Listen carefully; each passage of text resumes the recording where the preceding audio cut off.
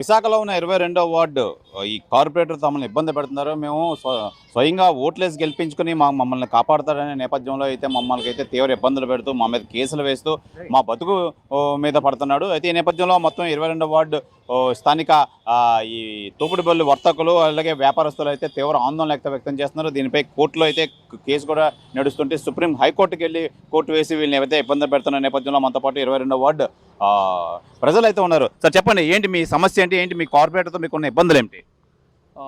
Visakhapatnam 22వ ward గత 3 ఏళ్ళుగా Janasena corporator Peethala Murthy అనే పర్సన్ ఇక్కడ వ్యక్తిగతంగా చాలా దౌర్జన్యాలు చేస్తున్నారు.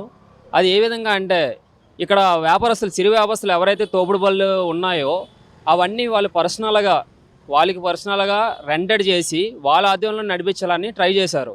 దానికి వ్యాపారస్తులు ఎప్పుడైతే అంగీకరించలేదో వాళ్ళ మీద ఎన్నో విధాలుగా దౌర్జన్యాలు చేసి వాళ్ళ వ్యాపారస్తులు అన్ని షాపులు ధ్వంసం చేశారు. దానికోసం క్వశ్చన్ చేసిన ప్రతి ఒక్కరి మీద వాళ్ళు చుట్టూ తిరిగి అనుచరులు రౌడీ షీటర్లైన అనుచరుల మీద కూడా అనుచరులు చాలామంది దౌర్జన్యాలు చేశారు. అయితే ఈ రోజుకి స్టిల్ కోర్టు వీళ్ళకి న్యాయం చేసింది. స్టేటస్ కో అని ఒక ఆర్డర్ అనేది ఇచ్చింది.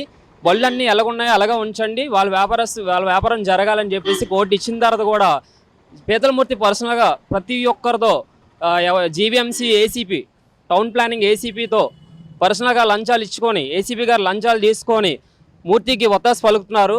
దీన్ని పై అధికారులు స్పందించి వెంటనే ఈ వ్యాపారస్తులకి వాళ్ళకి న్యాయం చేస్తారని కోరుకుంటున్నాను.